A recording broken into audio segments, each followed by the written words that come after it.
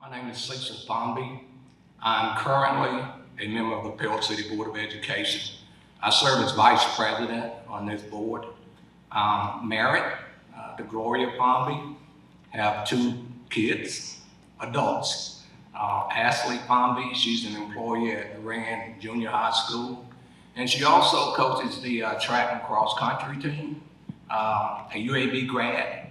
My son, Jeremy Fomby, followed in his father's footsteps and graduated from Jacksonville State University. Go Gamecocks. Go Gamecocks.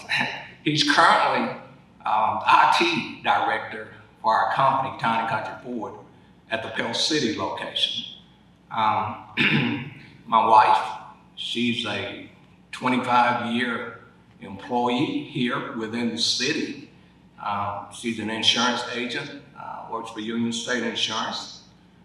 Myself, I reduced my roles with our company. For 34 years, I served as fixed operations director, parts and service for Town and Country Ford, and formerly Pell City Ford Lincoln Mercury.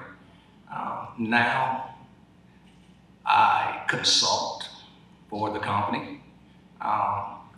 And just to reflect, my wife, 25 years employed here in Pell City. And she also served 10 plus years on the planning and zoning board here in Pell City. Myself, a 34-year employee right here in the city of Pell City. My daughter graduated from UAB and currently teaches within our school's district at Durand Junior High School, roughly 17 years here in Pell City. And like I said, my son, he's the IT director for our company, Town and Country Ford, 13 years. So we are embedded in our city, born and raised here, and we only want the best for our city and for our kids. And that's where we are, what I'm about. Thank you, Mr. Fomby. Please describe the role of a local school board member as you understand it, and why are you the best person to fill this position? Well, the primary duties of a local school board member is to set the direction and vision of the district based upon the input from the community, from our educators and our students.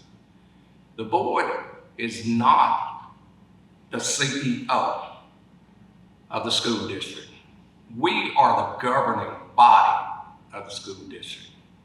The superintendent acts as, quote, the CEO of the company, of the school district.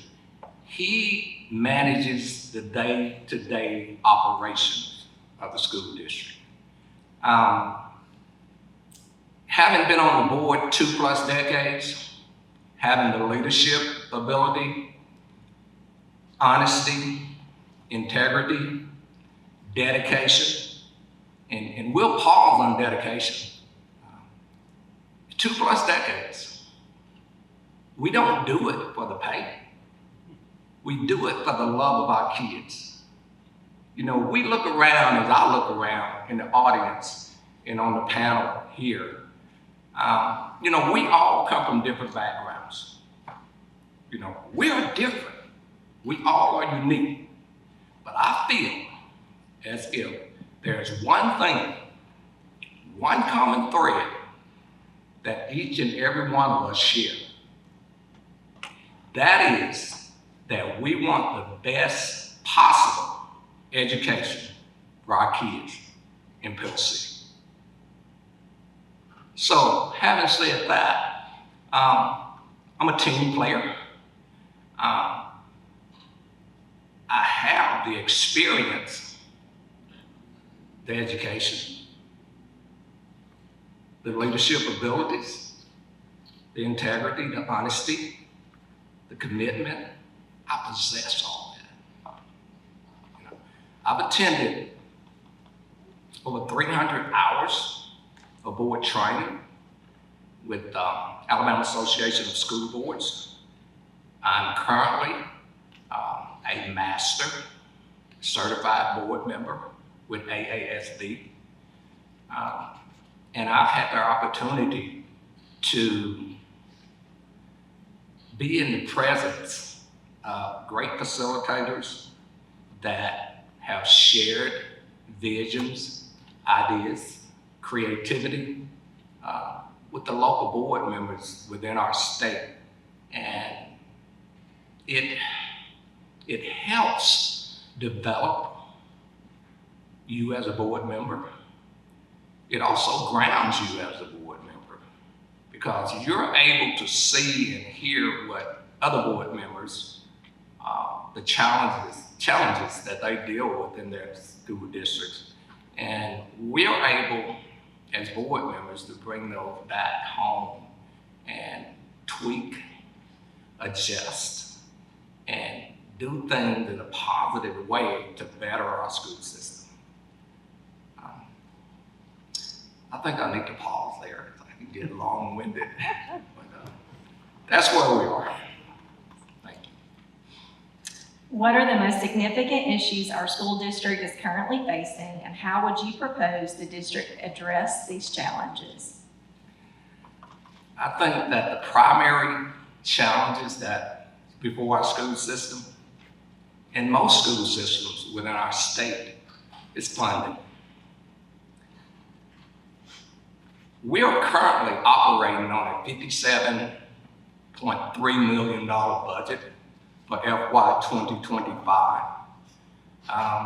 And there are three administrations or three funding engines that fund public education: local, state, and federal.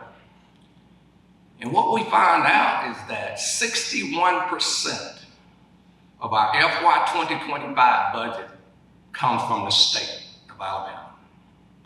9% of our FY 2025 budget is funded through the federal government in the forms of grants, basically.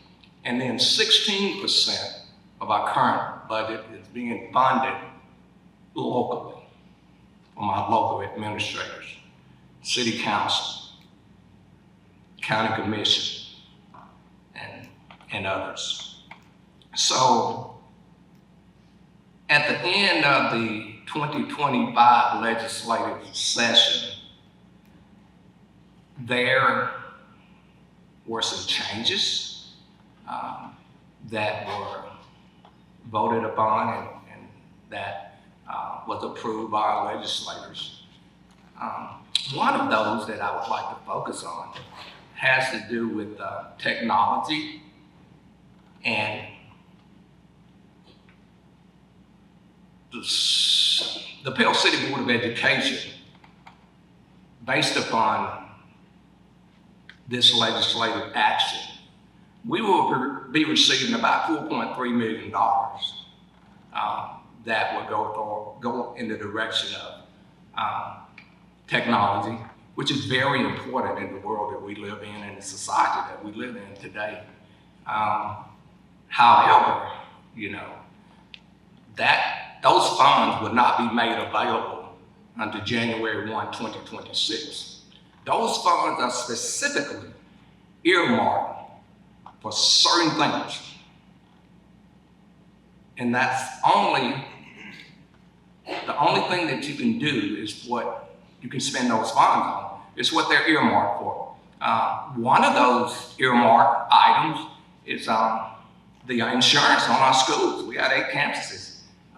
So that will literally have to come out of local funds. 16% of our $57 million budget is funded locally. So we must dip in local funds to offset that and to make sure that we meet our expectations and our debt demand as we navigate 2025. So that is the primary issue that I see as we speak today within our school system. Very important. And one of the other things that we are being challenged with in the state of Alabama is special education. There has been about a 5% increase in students with special needs across the state. We may not be absorbing that entire 5%, but there is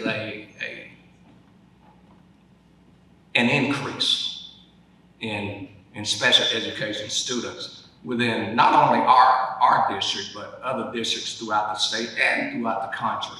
So the challenge there is being able to attract, hire,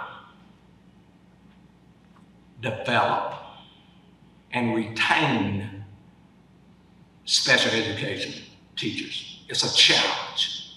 You know, it's a big challenge that we face as board members on a local level within our school district.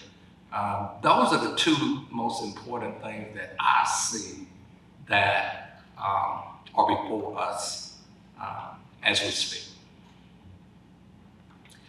The Alabama State Department of Education scored Pell City Schools an 80 in 22, an 81 in 23, and an 83 in 2024. What are your thoughts on this trend and the trajectory of the school system overall? Anytime that you can see an increase, whether it's 1%, 2%, 3%, that's a positive. But we're not satisfied with a B. We're not satisfied at 84.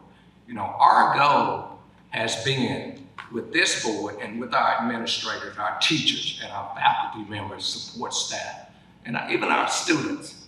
We want to be an A. We want to be an A school. And that's our goal. Graduation rate was 95%. I think the state average maybe 89%. So there are lots of positives that I see in what the numbers have shown from year in to year out. It's a very positive direction that we're going. We brought the Bailey Group in sometime during the second quarter, in the first quarter, second quarter of this year, that did an evaluation within our school systems. And the intent there was to offer best practices, see what our teachers and educators are doing, and maybe offer suggestions on how to teach our kids and better improve and develop themselves as educators also. All right, do we have any follow-up questions on those three questions? We can take a break. We have 45 seconds if anybody has any answers. 45 seconds all the time. That's it. You're on the clock, Rusty. No, okay. I'm sorry. 40, because the question I'm going to ask will take longer than 45. I'm sorry, Cecil. You can tell us the strategic planning for our school system in 25 seconds. Yes, strategic planning is very important. And I'll give you an example. I'll go back to 2021 when the board was petitioning our voters and our citizens for the tax referendum. You know, there were promises that we made as a board as to, if you get this here passed, our citizens, this is what we're going to do. A storm shelter at Eden Elementary at Coosagat, you know, we checked the box on that. A cafeteria, new cafeteria at the high school, we checked the box on that. A new junior high school, we checked the box on that. Capital planning, strategic planning, that's what it's about. Thank you. Thank you so much for your time, Mr. Fomby. We appreciate your interview.